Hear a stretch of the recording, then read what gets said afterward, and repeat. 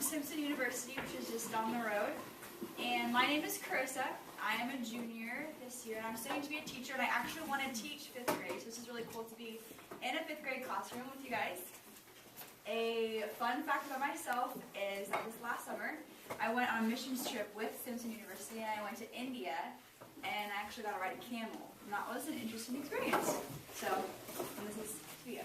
Hi, I'm Tabia. I'm also studying at Simpson, a junior, and I will also be a teacher, probably teach kindergarten or 1st grade. And a fun fact about me is that I grew up in the country of Turkey. I don't know if you know where that is, but it's very far away in the Middle East. I'm Aislinn. Most of you know my mom, Mrs. Hall. She teaches pre-K. I actually went to school here through high school, so yeah. And a fun fact about me is that I love Christmas a lot. Like, I started singing Christmas songs in October. So, Nice. Yeah. And a pretty cool fact is that I had Tabia in my PE class. Remember when I was a PE teacher here? Years ago? Yeah, she was one of my high schoolers in the class. So it's pretty cool. So we are currently taking a class at Simpson called Interpretive Reading, and so we have to go and read performances to our classmates and then also go into the community read. So this is our final project, and we have to read to you guys, and so we're really thankful that you guys are willing to listen to us. And today we're going to be reading 3 pieces. The first one is a short story narrative. The second one is a psalm from the Bible, and the third one is a little poem that Tabia is going to read. And so they represent just 3 different genres of literature that you can read. The first piece that we're going to be reading is a short story by P.J. Stahl, and he's a French author. We don't really know very much about him. I just found his story and thought it was really cute. I wanted to read it. But the story was translated from the French into English by Laura W. Johnson. And so this story is called The Kingdom of the Greedy, and I've taken excerpts from it and put it together so I can read it for you guys. And it's about a kingdom that all they want to do is eat tarts, eat sweets, eat junk food, and they don't care about anything else. They're really greedy. And you'll see a theme through our 3 pieces is that just since we just celebrated Thanksgiving, we wanted to have a theme of thankfulness and gratefulness throughout our stories. So this one is just talking about a really greedy nation who doesn't care about anything except eating. And so the king actually comes up with a plan to solve this problem, and he recruits the help of a baker, Miss Mother Mitchell, and together they teach a lesson to the people about greediness and about how to be grateful for what they do have. So the first one, me and Tabia are going to read together, and here we go. So The Kingdom of the Greedy by P.J. Stahl. The country of the greedy, well known in history, was ruled by a king who had much trouble. His subjects were well behaved, but they had one sad fault. They were too fond of pies and tarts. It was as disagreeable to them to swallow a spoonful of soup as it were so much seawater. And it would take a policeman to make them open their mouths for a bit of meat, either roasted or boiled. The king of the greedy sought long for the means of correcting this fatal passion for sweets, but even the faculty were puzzled. "Your Majesty," said the great court doctor, Olibriers, at his last audience, "your people look like putty. They are incurable. Their senseless love for good eating will be the end of them." This view of things did not suit the king. He was wise and saw very plainly that a monarch without subjects would be a sorry king. Happily, after this utter failure of the doctors, there came into the mind of His Majesty a first-class idea. He telegraphed for Mother Mitchell, the most celebrated of all pastry cooks. Mother Mitchell soon arrived with her black cat, Fran Fruleche, who accompanied her everywhere. Mother Mitchell, having respectfully inquired what she and her cat could do for His Majesty, the king demanded of the astonished pantry cook a tart as big as the capital. Bigger even, if possible, but no smaller. The king gave Mother Mitchell 1 month to carry out this gigantic project. "It's enough," she proudly brandished, showing her crutch. Then, taking leave of the king, she and her cat set out for home. On the way, Mother Mitchell arranged in her head the plan of the monument which was to immortalize her, and considered the means of executing it. As to its form and size, it was to be as exact a copy of the Capitol as possible, since the king had willed it.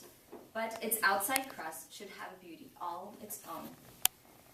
The dome must be adorned with sugar plums of all colors, and surmounted by a splendid crown of macaroons, spun sugar, chocolate, and candied fruits. It was no small affair. Upon order of Mother Mitchell, they began to peel the apples and pears and to take out the pips. It is unnecessary to state that all the sweetmeats were perfectly successful, or that they were of exquisite consistency, color, and perfume. With Mother Mitchell, there was no such word as fail. When each kind of sweetmeat was finished, she skimmed it and put it away to cool in enormous bowls before potting. After 2 days, the unerring nose of Mother Mitchell discovered that the tart was cooked to perfection. The whole country was perfumed with its delicious aroma. The tart, unveiled, appeared at last in all its majesty and splendor. The dome was gilded and reflected the rays of the sun in the most dazzling manner. The wildest excitement and rapture ran through the land of the greedy. Each one sniffed with open nostrils the appetizing perfume. Their mouths watered, their eyes filled with tears. They embraced. Then the people of town and country, united by one rapturous feeling, joined hands and danced in a ring around the grand confection. The royal procession arrived. A grand stairway had been built so the king and his ministers could mount to the summit of this monumental tart. Thence the king, amid a deep silence, addressed his people. "My children," said he, "you adore tarts. You despise all other foods. If you could, you would even eat tarts in your sleep. Very well, eat as much as you would like. Here is one big enough to satisfy you. But know this, that while there remains a single crumb of this august tart, from the height at which I am proud to look down on you, all other food is forbidden on pain of death.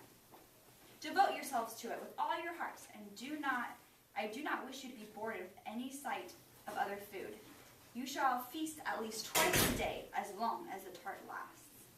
Greedy ones, behold your tart." What enthusiastic applause, what frantic hurrahs rent the air in answer to this eloquent speech from the throne. "Long live the king, Mother Mitchell and her cat! Long live the tart! Down with soup, down with bread, to the bottom of the sea with all beefsteaks, mutton chops, and roasts." At last the signal was given. A breach was soon opened, and the distribution began. The king smiled at the opening of the tart. Though vast, it hardly showed more than a mouse hole in a monstrous wall. The next day, the feast still went on gaily, yet at the evening meal, the king noticed some empty seats. On the next day, there were larger empty spaces. The enthusiasm visibly abated. The 8th day, the crowd had diminished 1/2. The 9th, 3/4. The 10th day, of the 1,000 who came at first, only 200 remained. On the 11th day, only 100. And on the 12th, alas, who would have thought it? A single one answered to the call. But the next day, even he, the last one, appeared no more. In short, it was soon known that the whole town had suffered agonies that night from too much tart. As for the king, he held his tongue and shut himself up in his palace, but a secret joy shone in his eyes, to the wonder of everyone. He waited 3 days without a word. The 3rd day, the king said to his ministers, "Let us go now and see how my poor people are doing, and feel their pulse a little." The good king went to every house, without forgetting a single one. He visited small and great, rich and poor. Oh, your majesty," said all, "the tart was good, but may we never see it again. Plague on that tart. Better were dry bread. Your majesty, for mercy's sake, a little dry bread? Oh, a morsel of dry bread, how good it would be." "No, indeed," replied the king. "There is more of that tart." "What, your majesty, must we eat it all?" "You must," sternly replied the king. "You must. By the immortal beefsteaks, not one of you shall have a slice of bread, and not a loaf shall be baked in the kingdom while there remains a crumb of that excellent tart." What misery, thought these poor people, that tart forever.